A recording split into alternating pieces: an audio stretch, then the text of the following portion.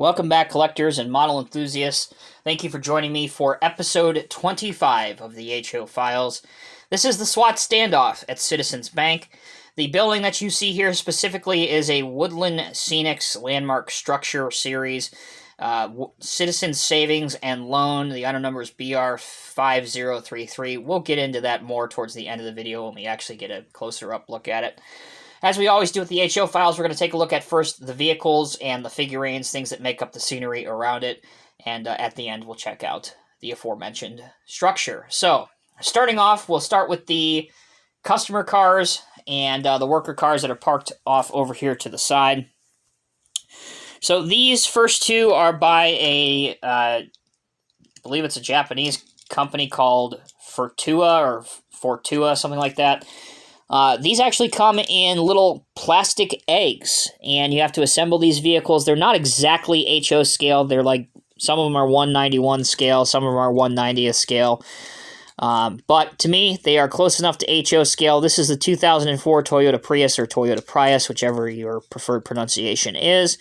In blue, I think it's a nice looking car. It's great to finally have a Toyota Prius in HO scale, and it scales out just about perfectly. So here is a proper 187 scale vehicle, Land Rover Discovery. We'll just put the two kind of next to each other so you can get a accurate representation. I'd say it's respectable and passes with flying colors. So that's the Prius. Again, for size comparison, here's another one by the same company. This is a 2003 Scion XB, otherwise known as the toaster that everybody loves. Me personally, I've always been a huge fan of Scion cars in the real world. I've owned two of them, and I truly enjoy them. I always have. So here's the Scion XB, and you caught a glimpse of it before. This is made by Bush. It's the 1998 to 2004 Land Rover Discovery in metallic green. I personally love this factory color. It's different, and it may not be the preferred color for many, but I really like it. The tires are rubber on here, and you can see just the detail that's in all of these Bush pieces, including the lenses, the turn indicators, Land Rover written up above the grille. The back has a spare tire cover, and again, your brake lights and turn indicators on the bottom. To close out the teller and customer vehicles, you've seen many of these before in the HO Files as of late. This is a Mini Champs 2018 Ford Focus RS. They say this is the orange version. That's what it says on the package, but to me, again, I could be going blind, but this is much closer to a shade of yellow. So there you go.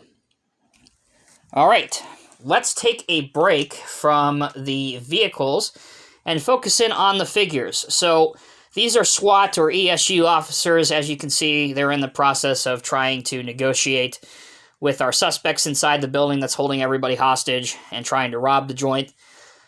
These figures are by Prizer, and it's called the Police in Action set. And there's 6 of them. 1, 2, 3, 4, 5, 6 that you get in the set. So we'll take a look at each of these guys individually. This guy right here is holding an MP5 submachine gun and pointing to, that would be his right. Yes, pointing to his right. Got tactical gear on and tactical helmet. I like this guy a lot. And actually, really, if you look at them, these are very similar to the uniforms that NYPD ESU would be using. So, kind of nice. All right, this gentleman would be probably our lead negotiator, which in all actuality, in modern times, he would probably be in an armored vehicle. But he's got a bullhorn here, and that's what he looks like. So he's trying to negotiate with our suspects inside. This gentleman is holding a handgun or a pistol. Pretty good form, if I do say so myself. Most likely a Glock. This gentleman has another MP5 at rest. He also has a holster over here for his personal sidearm. And what else do we have? We have this gentleman who appears to be talking on either a cell phone or a radio. It's too hard to tell, at least for me. And last, but certainly not least, this guy is not doled up in tactical gear. Probably would be just pulling security or something in the rear with his arms crossed. So those are the police in action set by Prizer and HO scale. Highly recommended if you're looking for SWAT officers or ESU officers. Okay, back to the vehicles. You've seen this many times before on the channel, but I'm not sure I've shown you this livery. This is the Boley 2003 GMC Top Kick ambulance. This one says trauma unit on it. Medical trauma unit, dial 911. On the back, emergency, keep back 200 feet. Really not much else to say about it. We're not going to spend too much time because you've seen it a bunch of times.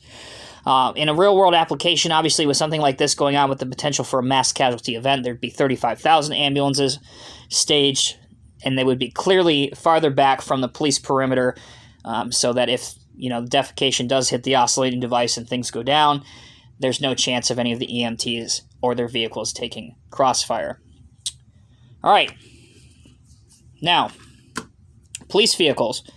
Here's another Bush model. This is a 90s Chevy. Sorry, trying to get the camera to focus here for you. When you're constantly picking up pieces and putting it towards the camera, zooming in and zooming out, this camera in particular has a lot of problems with that, so I appreciate your guys' patience. Anyway, this is the Chevy Blazer 90s model by Prizer. The NYPD did have a bunch of these. I'm pretty sure that they don't have any now. But, it is what it is. Your options in HO scale, if you want a NYPD fleet, are somewhat limited. These you guys have seen a million times as well. This makes up the backbone of my police force in HO scale. I have a fleet of these. There's 5 on scene right here for this. The Model Power 2005 Crown Vics in NYPD livery. I think at some point I probably will put unit numbers on these and stuff, but for now, it's really low on my priority list, if I'm being totally honest. Another Model Power vehicle. This is a Mercedes-Benz Sprinter van. You can get these in this country as a Mercedes-Benz Sprinter van, but more often than not, they're sold under the Dodge brand. Same thing, both a Daimler Chrysler product. This one reads Police Command Center. These do exist in real life. NYPD does have these. Oftentimes they're used as ESU vehicles, transport a team of ESU officers, but they do have a couple other real-world applications. I've never seen one used as a tactical command center, though. Okay, that's the police vehicles. We're going to work our way towards the building. This is the armored car that comes with the Woodland Scenics set.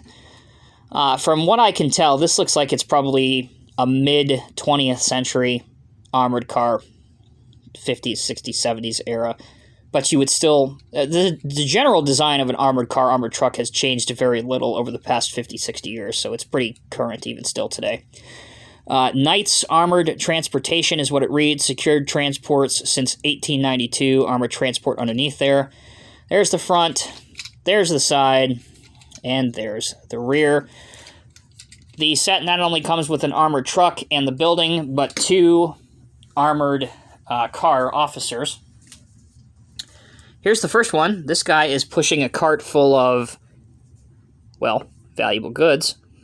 Money, coins, that kind of thing. So you can put him behind the truck. I know that's not focused.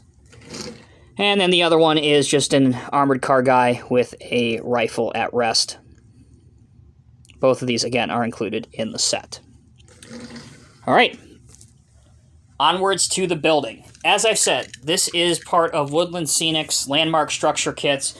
It does work, as you can see, with the plug and the just plug system, which is back here. You can't see it, but you can dim the lighting, turn it off, make it bright, dim it, all kinds of stuff. Turn it off when ESU cuts the power so they can do a dynamic entry with NVGs if it's at nighttime. Use every advantage you can against the bad guy. All right, so the building, again, you can use this in a variety of different decades. really all the way up from the last 50 years or so. American flag, Citizens Savings and Loan. Nice side sign here. You know what? We'll turn the lights on. Turn them back on. There is a detailed interior inside, which again is hard to see. This side, again, Citizens Savings. We're going to unplug this just temporarily. Bring it closer to you guys.